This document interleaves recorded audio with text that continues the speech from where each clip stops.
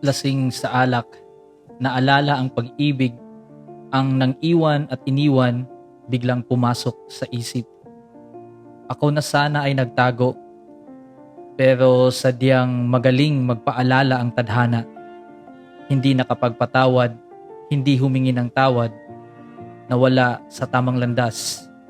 Ang puso na sanay namimigay ng pag-ibig, hindi problema at luha.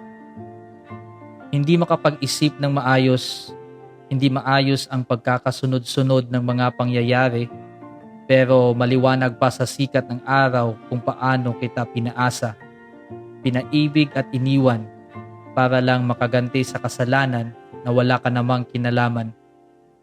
Kaya imbes na magalit, ako ay nagpapasalamat sa nagtagay ng lason dahil pagkatapos mapuno ang tiyan, kinatok ang dibdib para mabuksan ang isipan, makita at pagsisihan ang aking nagawang kasalanan.